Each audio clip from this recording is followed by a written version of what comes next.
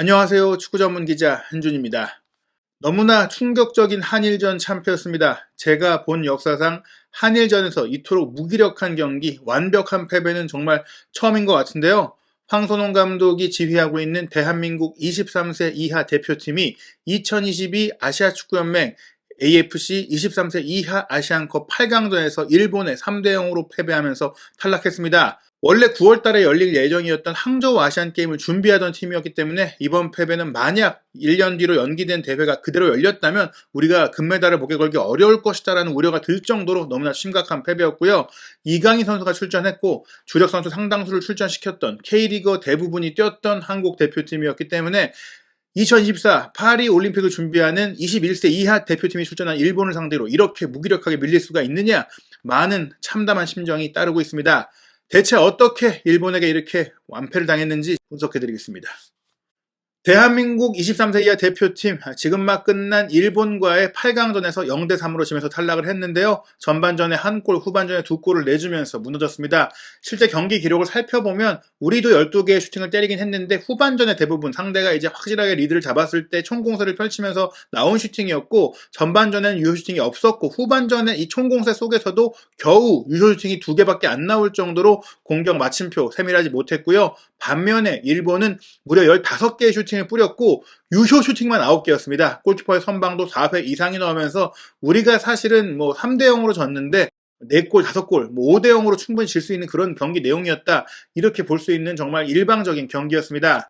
한국 대표팀의 선발 명단 황선홍 감독이 4-2-3-1 포메이션을 준비했는데요. 물론 주전 센터백인 이상민 선수가 코로나19 감염 때문에 뛸 수 없었고 일부 선수들이 컨디션 난조를 보이면서 유럽파인 정상빈 선수도 명단에서 제외되는 아쉬움들이 있었지만 K리그에서 꾸준히 활약하고 있는 박정희 선수를 원톱으로 강원FC의 양현준, 수원삼성의 김태환 선수가 좌우 측면에 배치됐고 이강인 선수가 공격형 미드필더 혹은 세컨드 스트라이커로 프리롤을 맡으면서 공격을 진두지휘했거든요. 오스트리아에서 활약하고 있는 홍현석 선수와 대구FC의 고재현 선수가 주전 선수로서 이번 달 꾸준히 참가하고 있었는데 두 명의 중앙 미드필더로 배치가 됐고 포백은 이규혁, 김주성, 김현우, 최준, 골문은 민성준 선수가 지켰습니다. 일본 대표팀은 이번에 말씀드린 대로 파리 올림픽을 준비하는 어린 선수들이 참가를 했는데요. 대체적으로 가장 어린 선수는 18살이었고 가장 나이가 많은 선수가 21살인데 19살, 20살 이런 나이대 선수들이 많았어요. 다만 어린 나이임에도 불구하고 유럽 무대에 진출한 선수도 있었고 J리그 1, 2 프로 무대에서 주전으로 뛰고 있는 선수가 상당수 있다 보니까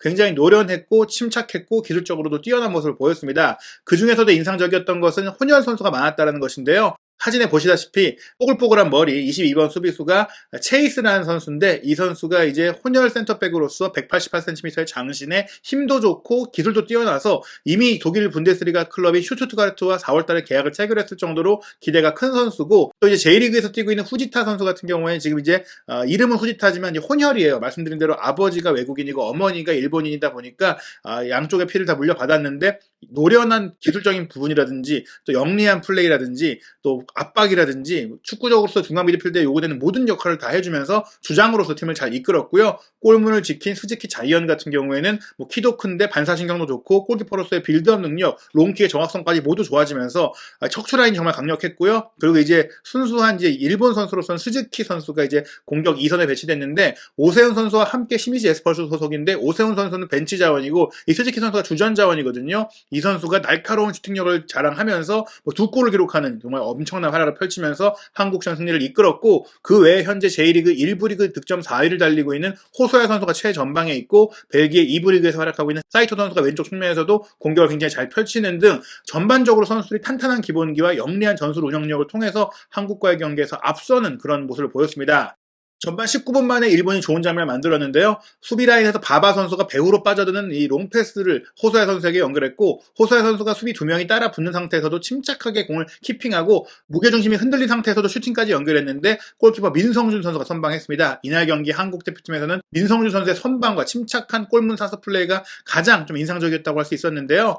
전반 21분에는 말씀드린 벨기에 리그에서 뛰고 있는 화려한 드리블러 사이토 선수가 돌파하는 상황에서 고재현 선수가 파울로 무너뜨리면서 이제 막아냈거든요. 하지만 여기서 주어진 프리킥 상황에서 스즈키 선수가 시도한 오른발 슈팅이 수비벽을 섰던 박정희 선수의 머리를 맞고 굴절되면서 민성준 선수가 어떻게 막을 수가 없는 골대, 크로스바를 강타하고 안으로 빨려드는 그런 상태의 골이 나오면서 일본이 1대0으로 앞서갔습니다. 일본은 그 이후에도 전반전에 계속해서 추가골 기회를 만들었는데요.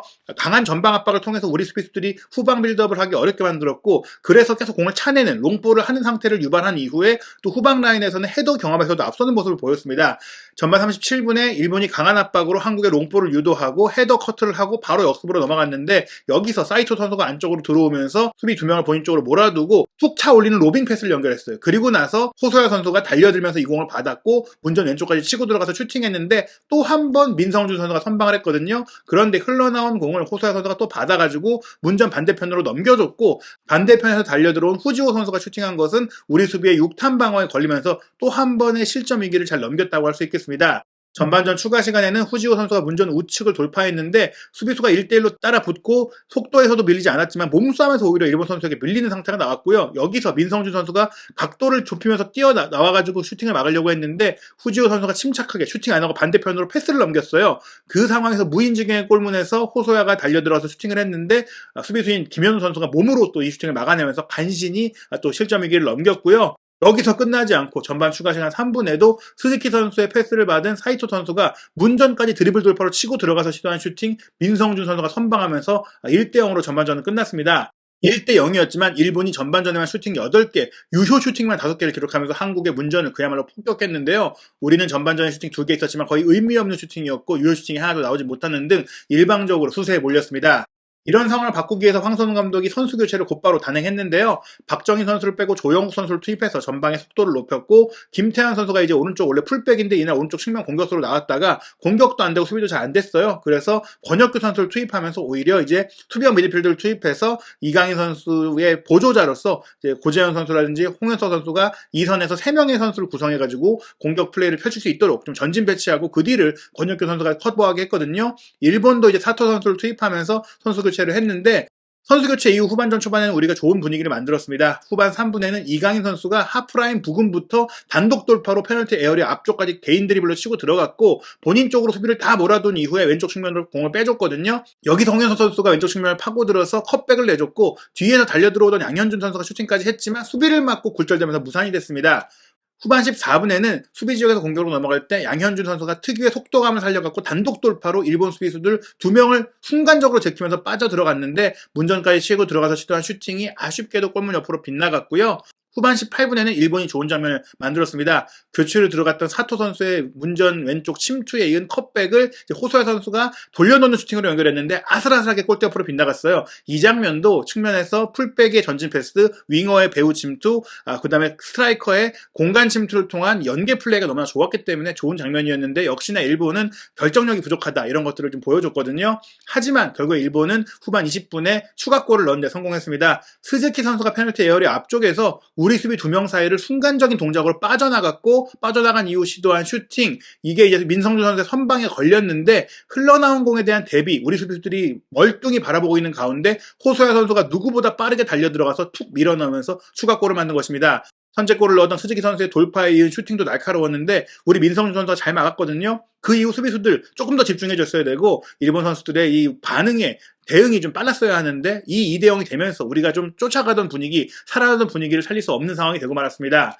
2대0으로 끌려갔기 때문에 황선우 감독은 후반 26분에 공격적인 선수 교체를 하게 되는데요. 중앙 미드필드인 고재현 선수를 빼고 장신 공격수 오세훈 선수를 투입을 했습니다. 이것이 바로 효과를 냈는데요. 후반 28분에 이강인 선수가 중앙 지역에서 왼쪽 전방으로 갈라주는 날카로운 스루 패스를 연결해줬고, 이 스루 패스를 받은 레프트백인 이규혁 선수가 곧바로 지체 없이 왼발 크로스 패스를 올렸고, 수비 배우로 달려들어가던 오세훈 선수가 다이빙 헤더를 시도했는데 이 슈팅이 좀 허무하게 골대 옆으로 빗나가고 말았어요. 사실은 수비의 뒷공간으로 빠져들어가는 상태였고, 공을 보고 정확하게 임팩트만 해줘도 골이 될 수 있는 상황이었고, 2대0이긴 했지만 한 골만 따라가도 2대2가 돼서 연장전까지 경기를 끌고 갈 수 있는 그런 발판을 마련할 수가 있었는데 이 기회를 놓친 것이 너무나 아쉬웠습니다. 일본은 그 뒤에 세 번째 골을 넣으면서 승부의 쐐기를 받게 되는데요. 후반 28분 38분의 중앙 미드필더인 후지타 선수가 우리 선수의 압박을 팬텀 드리블로 제껴내고 빠져돌아간 이후에는 오른쪽으로 측면 패스를 여유있게 전개했고요. 오른쪽에서 패스를 받자 우리 선수들이 압박해 들어왔지만 다카지 선수가 로빙 패스를 스즈키 선수 쪽으로 연결했고, 이 선에 있던 스즈키 선수가 이 로빙 패스를 받아서 우리 수비의 압박을 등진 채 버텨내고 왼발 가마차기 슈팅을 골문 구석으로 때려 넣는 연계 과정부터 개인 능력부터 모든 것에서 우월한 모습을 보이면서 3대0을 만들고 말았습니다. 3대0이 된 이후 우리 대표팀이 쫓아갈 수 있는 희망은 거의 사라졌다고 볼 수 있겠는데요. 오히려 후반 38분에 일본의 사토 선수의 슈팅을 민성준 선수가 간신히 선방했고, 그에 이어서 흘러나온 공을 스즈키 선수가 또 놀라운 반사신경으로 발리 슈팅으로 연결한 것조차도 민성준 선수가 간신히 선방을 하면서 우리가 4대0이 될 수 있는 위기를 넘기면서 3대0으로 경기를 마쳤습니다. 너무나 실망스러운 패배인데요. 이번 패배를 통해서 우리가 2013년에 처음 창설된 AFC 23세 이하 아시안컵에서 최악의 성적을 기록했습니다. 처음 열렸던 대회에서 4위 차지했고요. 2016년에는 신태용 감독 체제에서 우리가 일본과의 결승전에서 패배하면서 준우승했었죠. 그때 2대0으로 이기다가 3대2로 역전패를 당하는 뼈아픈 패배를 당했었는데, 2018년 중국 대회도 그래도 4강까지 올라갔고, 2020년 태국 대회에서는 김학범 감독 체제에서 우리가 이제 첫 우승을 차지했고 6전 전승을 기록하는 엄청난 성과를 냈고, 그리고 나서 이제 우리가 도쿄올림픽을 준비하는 여정을 이어갔었는데요. 이번에 우리가 항저우 아시안게임을 준비하는 과정 속에서 황선홍 감독 체제로 지금 유럽파도 굉장히 많아졌고, 또 K리그에서 주전으로 뛰는 선수도 많기 때문에 어느 때보다 좋은 멤버다, 기대가 크다, 이런 얘기들이 있었거든요. 하지만 이번 패배, 심지어 일본의 21세 이하 팀 선수들에게 내용적으로 완전히 밀린 패배를 당하면서 내년으로 연기된 항저우 아시안게임까지 준비하기 위해서 많은 고민과 노력이 필요하다는 것을 알려주게 됐습니다. 특히 일본 대표팀이 예전에 갖고 있던 문제점들을 해결하기 위해서 혼혈 선수들을 적극 등용했고, 이 선수들이 피지컬적으로도 뛰어나고 또 J리그를 경험한 선수들의 전술적인 능력이 향상되면서 우리보다 앞서간다는 느낌을 주고 있거든요. 이번 대회 사실 우리가 조별리그에서도 베트남과 비겼고 태국을 상대로 1-0으로 간신히 이기면서 8강에 올라왔는데, 결국에는 조별리그에서 드러났던 문제점들이 일본과의 경기에서 모두 현실적으로 민낯이 드러났다고 볼 수 있겠습니다. 과연 한국 축구의 미래는 어떻게 될 것인지 너무나 답답한 상황인데요. 아시안게임 2연속 금메달을 이룬 한국 축구 23세 이하 대표팀의 향후 이야기도 한준TV에서 확인하시기 바랍니다.